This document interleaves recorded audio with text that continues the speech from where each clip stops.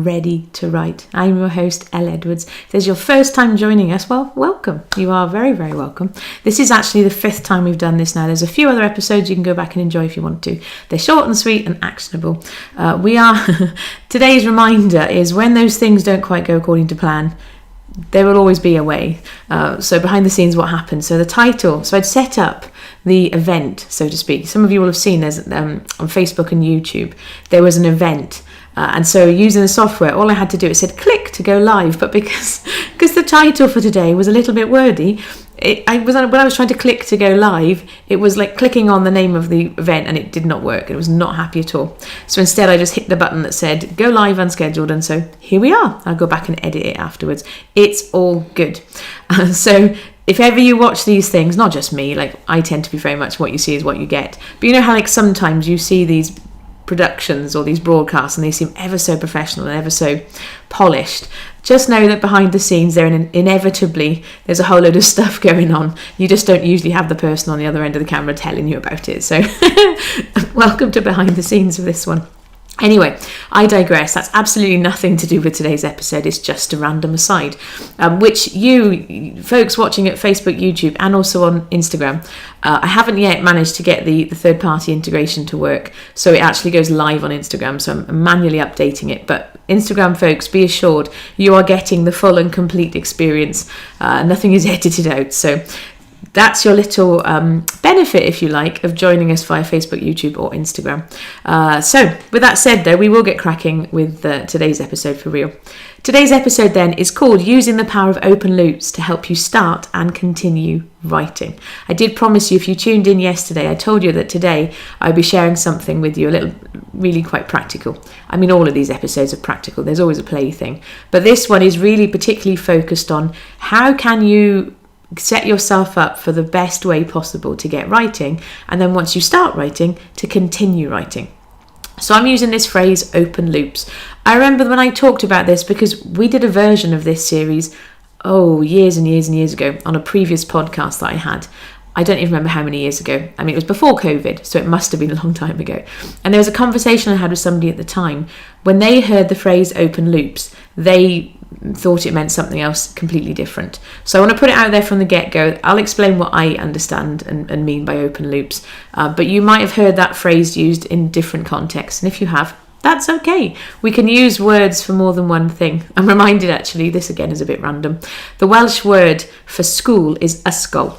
But the Welsh word for ladder, guess what the Welsh word for ladder is? You've got it, it's ysgol. It's the same word with two completely different meanings.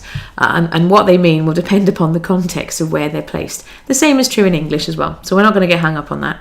But open loops, as I understand it, is about the power of your amazing mind and how your mind likes to fill in the blanks. Incidentally, if any of you have ever heard me share with you or teach you, because I talk about it a lot on podcasts when I'm a guest, my 3-word hack for helping you become a silver lining spotter, that also uses the power of open loops. And in case you haven't heard of that, the 3-word hack is but at least. I will share that another time. But in essence, in case there's anybody going, I'd really love to know how to do that. In essence, silver lining spotting is for those day-to-day niggles of things that come in your day, with a caveat, it's never for catastrophes. Yes, obviously really hard stuff happens, and I'm not for 1 minute advocating that you silver lining spot your way out of that situation. You have to feel the feelings and you move through them and you process them. With that caveat in place, and I recognise I'm speaking quite fast because this is not on my notes. This is not what I thought we were going to do today, but we're going to go with the flow. So the example I often give is the dog being sick on the carpet, because it happened during a podcast interview a number of years ago. I had a little dog called Charlie. He's since passed away, bless him. He had a poorly heart. But he walked into my office and he was sick. And so whatever this thing is that happens in your day, you recognise it. You say, the dog's just been sick on the carpet. Then you add in the 3 words, but at least. Then you pause, and because your mind loves to fill in the blanks, it will come up with an answer. So in my case, okay, this is a warning. If you're eating your breakfast or eating food of any kind, pause this episode right now. Come back to it when you finish eating. So dog's been sick on the carpet, but at least it's only foamy, frothy sick. There's no lumps in it. Yes, I know that's not pleasant, but that's literally what happened, how the conversation went during this podcast interview. I now don't have carpet in my office at all. I actually have a wooden floor. So now, oh no, the dog's been sick on the carpet, but at least, well, it wouldn't be carpet, would it? Oh no, the dog's been sick on the floor, but at least it's only a wooden floor. It's not carpet. It's very easy to clean. See that? So the silver lining has changed, even in that scenario. Your mind loves to fill in the blanks. For the silver lining spotting, the more that you practice this, the easier it will become. So give that a go the next time something happens in your day that's mildly irritating, and see how you get on. But as it pertains to you and your writing, so how this can help you start writing, this is in terms of the planning aspect, and it's particularly useful for folks who are writing non-fiction. If you're writing fiction, there are many books on the market and many blog posts written about how to structure your fiction. If you're somebody who's been exploring fiction for a while, you will be aware of this. There are two phrases that we use. We call them plotters and pantsers. Plotters like to have their their fiction plotted out chapter by chapter. They'll have pages and pages of deep character description, and they'll know exactly what's happening from one scene to the next. Pantsers, they like to fly by the seat of their pants, hence the name pantsers. And so Stephen King often talks about this as mining for the story. And so, you know, he goes it, as far as I understand it, doesn't have an awful lot of planning involved before he starts it. Instead, he sees how the story evolves and lets it bubble to the surface. That does require quite a bit of editing afterwards, but that's okay. Those are two contrasting ways. I tend to be somewhere down the middle. When I was writing fiction, I'd have an overarching idea of where we were going and signposts along the way, but what happened in between was very much more of a pantsing experience. All that to say, if you are writing fiction, it's outside of the remit of these mini episodes to try and teach you how to structure your fiction. Instead, I would encourage you to do some research. There is a really good book called Save the Cat, I believe it's called.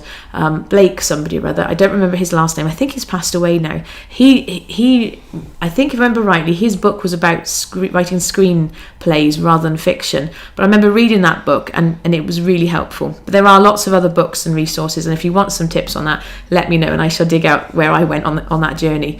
Because what you will find is particularly if you're writing a series of fiction books, and incidentally, side note, if you're wanting to have fiction be your business model, I would really encourage you to explore with Holy Spirit, how can I write a series of fiction books?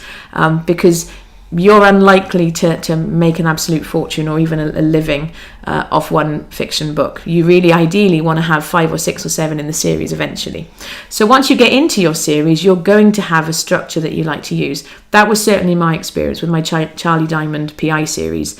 I think I have got 3 in the series now, although they're currently unpublished. That's another story for another day. But there's 3 in the series, and I absolutely had a structure in place, but by the time I got to book 3, I was being told, look, actually this was stronger than book 1.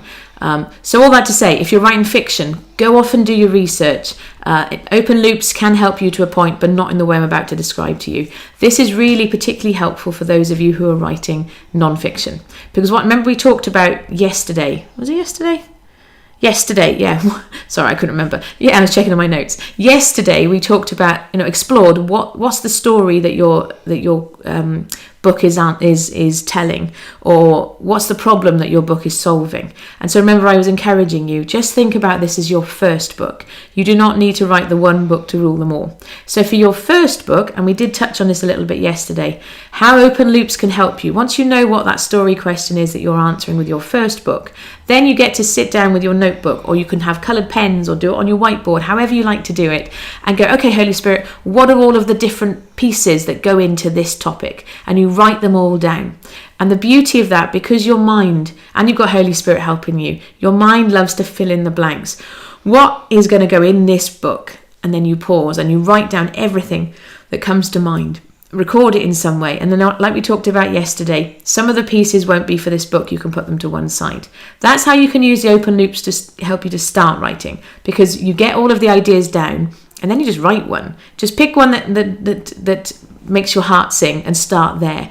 Non-fiction does not need to be written in order, and you can certainly go back, and if you want little hints along the way, you can edit those in afterwards. For non-fiction, you can absolutely just simply write each section as you get excited about it. If that does your head in and you want to write it from beginning to end, of course you can. The really lovely thing about open loops and how they keep you writing is actually when you get yourself into that consistent routine of writing every single day, and I would encourage you to do that, even if it's simply just 10 minutes every single day. What I want to encourage you to explore is actually, rather than finishing writing when you get to the end of a chapter, what if you left your writing on a little bit of a cliffhanger, almost mid-flow, so that it's obvious what comes next? The advantage of that then is that your mind will actually help you fill in the blanks. It'll also be percolating on some of this stuff whilst you're sleeping and going about doing other things. But it means when you come back the next day or later in the day or the next writing session, you don't have to think about, well, where shall I start? You've already got it there waiting for you. You've left that loop open so you can just jump straight in there and get yourself going straight away, and then you get onto the next bit and the next bit. It really is, it's much more powerful than, starting a brand new chapter every single day.